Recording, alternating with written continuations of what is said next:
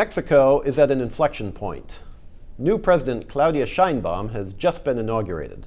She takes the presidential sash in the immediate aftermath of profound constitutional changes in the last days of the outgoing administration.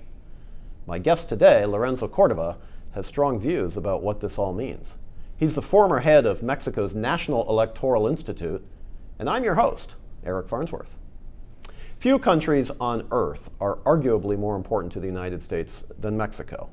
Our two nations share an 1,800-mile border. Mexico is the U.S. top trade partner.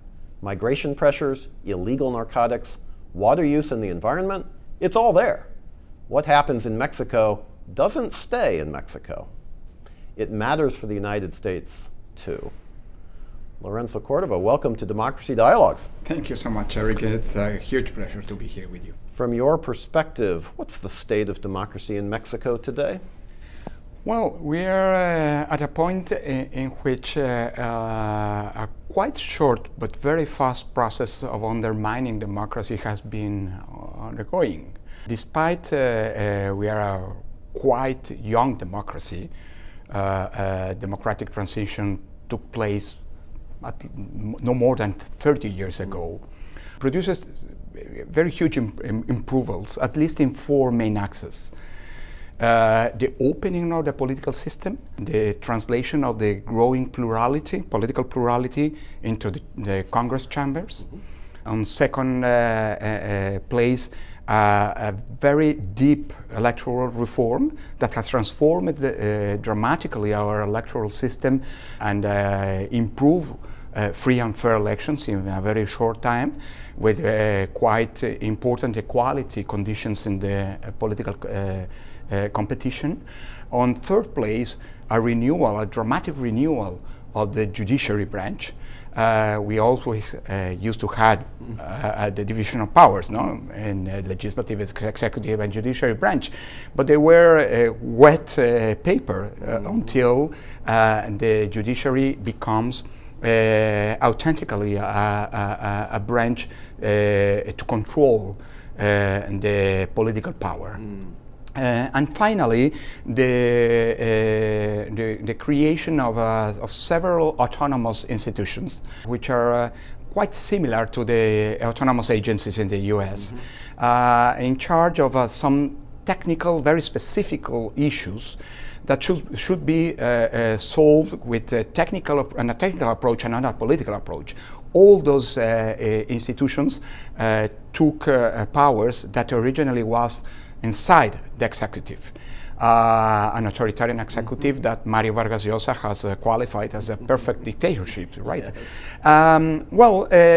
It took a long way, but it was a profound change in a democratic sense. Despite that, in a very few years, in a very short term, former President López Obrador deployed a strategy of harassment against the control power bodies, and not only that, culminated that disqualification that has lasted for years with the presentation of a series of constitutional amendments, some of them approved in the last days of Mr. López Obrador mandate, that practically erode and undermine those four main axes of the transition. So I like to say we are right now in a context of a transition into autocracy due to this backsliding in many controls of power that has explained and sustained our democratic process. No? Let's talk about one of those constitutional reforms. You've already referenced judicial reform. Yeah, that's it. You know, this has been seen very skeptically by people somehow in North America with great concern. Are they right to be concerned? What is it, and what are the implications? Yeah, well, absolutely yes, because this reform, I would like to start saying that the judiciary in Mexico needs a reform. Okay. The levels of impunity that we suffer, more than 98%, talks of a very weak rule of law in our country. But I definitely don't think this was the reform we needed.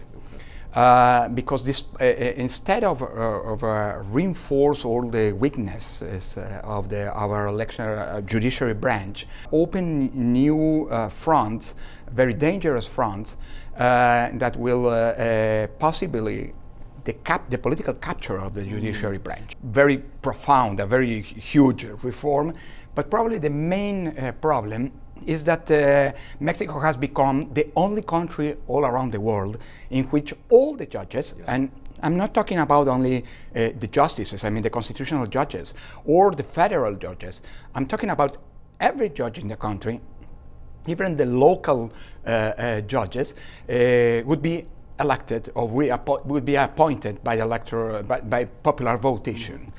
This doesn't happen elsewhere, not even in the US, in which in some states some of the local judges are appointed, and not all of them are appointed by a popular direct votation, but with a mediated votation in the case.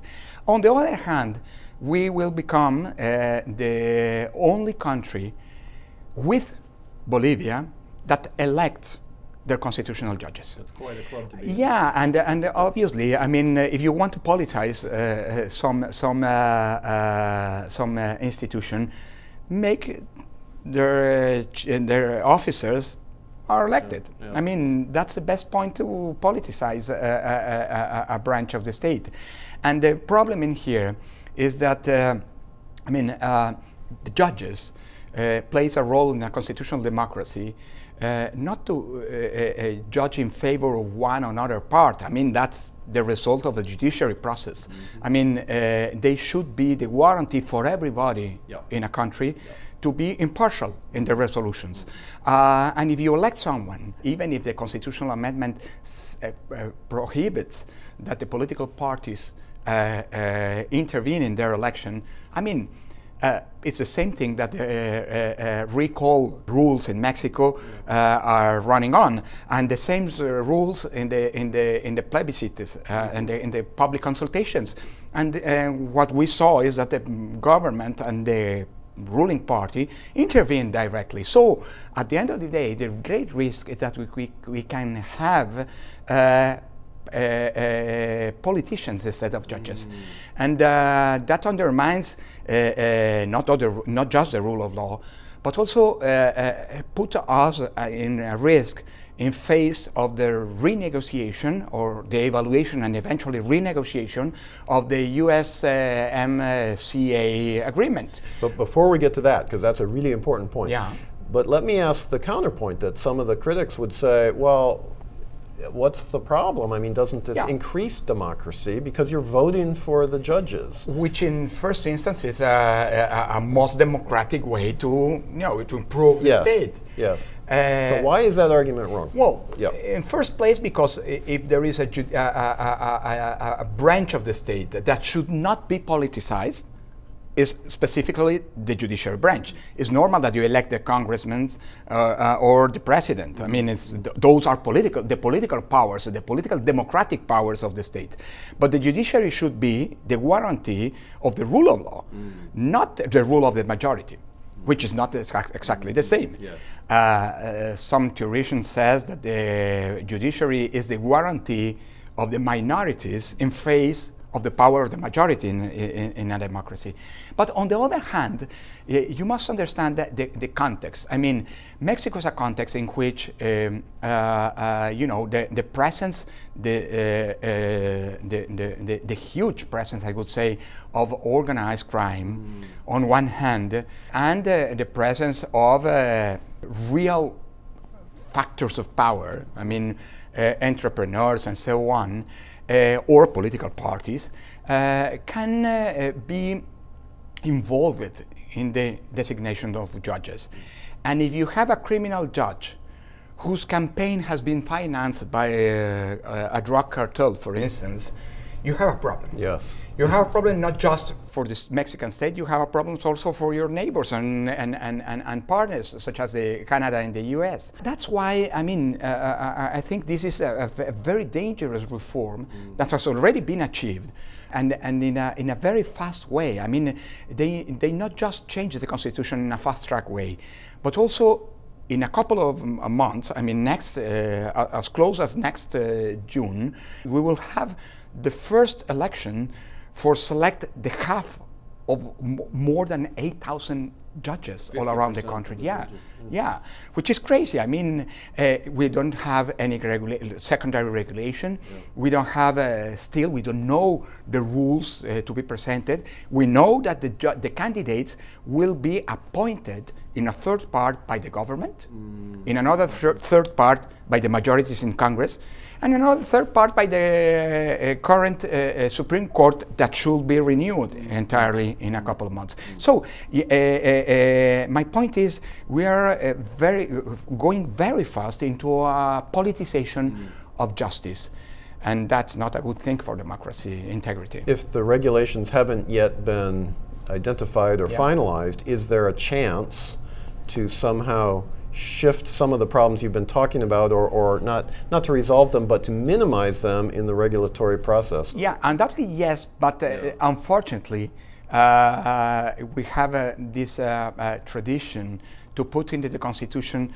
a lot of regulations. I mean, our Constitution is not like yours. I mean, there are not in the Constitution the fundamental principles and the main rules. For instance, all the main regulations for the election of the judges are established in the Constitution. So, possibility to diminish, the damage that the constitutional amendment has already done with the secondary regulation are minimum. That's a really important point.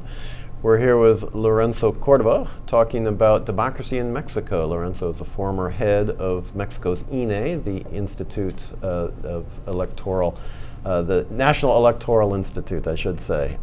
And it's a real pleasure again to welcome you here. Thank you, Eric. Let's move to the point that you began to raise, the implications for business, the implications for investment, the implications for trade. I mean, look, from the North American perspective, investors often say that rule of law it's an issue in Mexico, and it's one of the things that has been a detriment over the years to investment. What I'm hearing you say is that this reform is not only not going to help that, it might actually take that in the wrong direction. So how do you anticipate this will be affecting investors? Because, I mean, let me take an example, a very peculiar issue that has provoked a lot of concerns in the recent times, even before this constitutional amendment was passed. I'm talking about, the energy regulations. There was a dispute because after, the 2014 huge structural reforms in terms of energy, there was a stop and a reverse in the process, of opening the energy production in Mexico that has introduced attention in the relationship with the U.S. Some panels in the context of the free trade agreement were established. Many complaints against the decisions in Mexico were established, and what stop, the dangerous consequences of this policy were judicial resolutions. I mean, some of the foreign investments claimed to justice against these administrative decisions, and in many cases, those decisions were stopped or freezed until the judiciary process took place. And that happens before. I mean, the tension in terms of the free trade agreement are not new, are normal, I would also say, but it has been intensified in the last years. Right now, without an independent judiciary branch, the possibility that the rule of law would be undermined by discretional decisions coming from the government will increase. Yes, the USMCA established general conditions of institutions that should guarantee in our respective countries the rule of law as a condition of certainty for investments and the free trade agreement. And specifically, the agreement established 3 areas which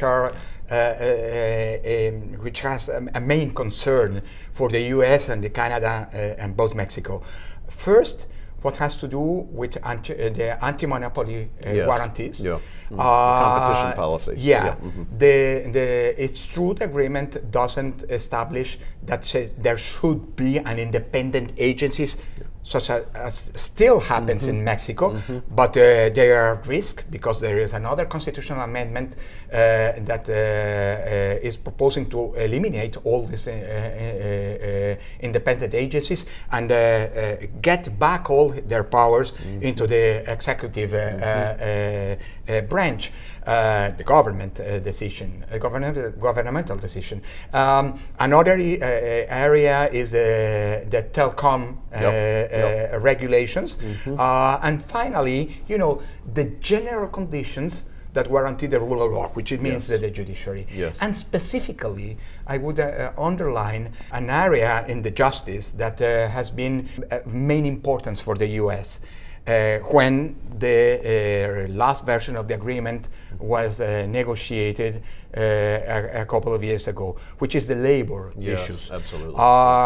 We were forced, we were conditioned as a country to renew entirely, all the labor conditions, and specifically the building of the labor justice with independent labor judges, among other things. Well, right now, the judiciary reform implies that all the judges, including the labor judges, will be renewed by a popular election. And I underline this area because the U.S. government was observing very closely how we introduce and build this new area of justice. It's nothing defined. We are not in a condition that we are right now violating the conditions of the USMCA right now.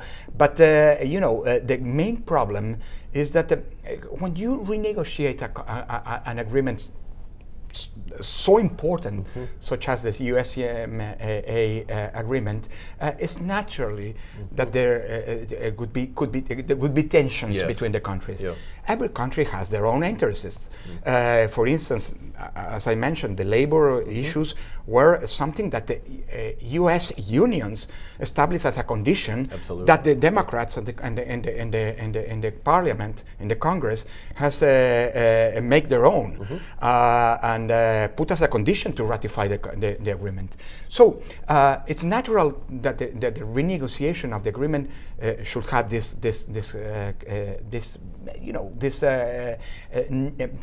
normal conflict situation.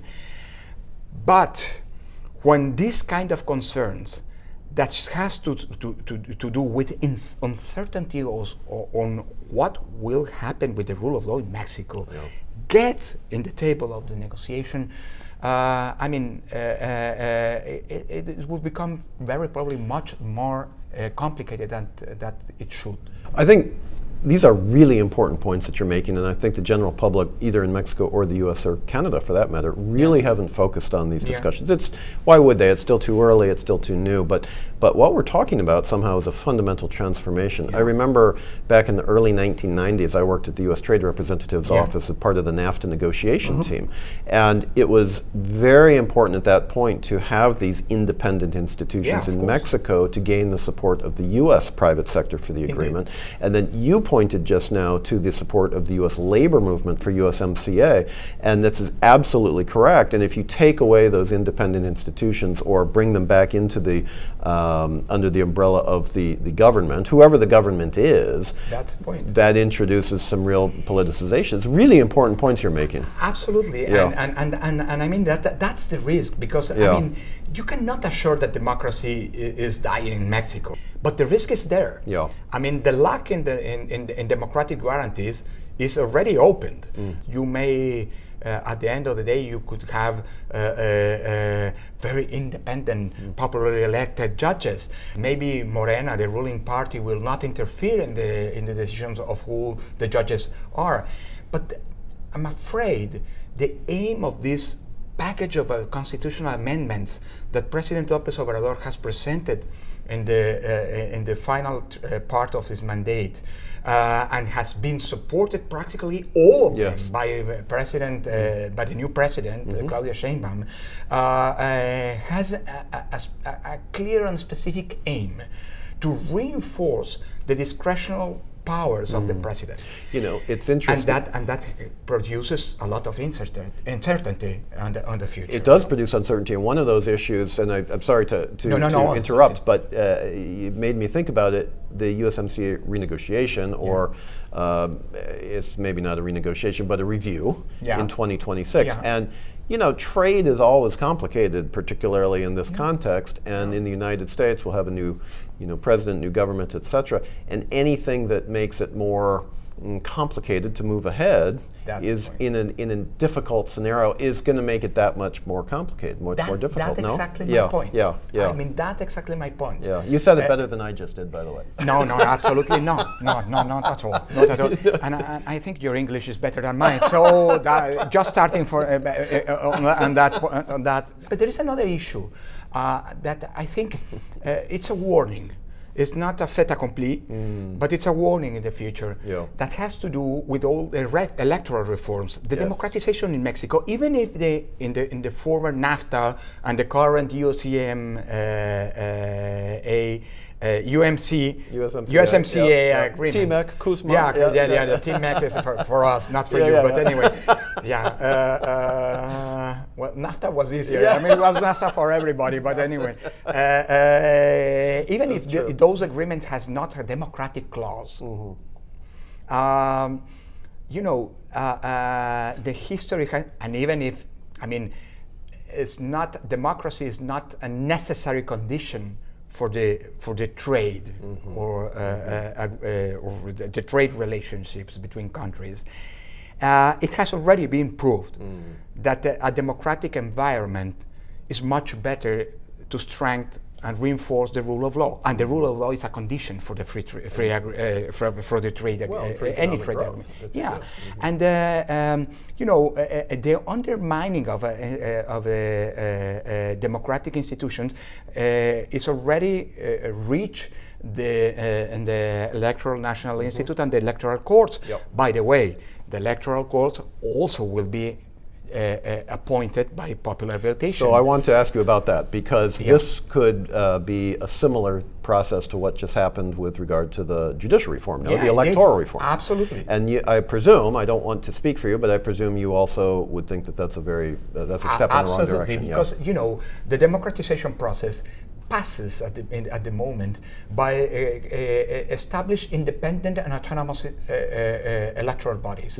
I mean, the only way to guarantee that an electoral process will respect the free emission of votation, that the votes will be fairly counted, is if you do not have, at least in our history, in our context, depends on that the electoral bodies should not be under the instructions or the mandate of the government. I mean, at the time, we always had elections, even in our autocratic era.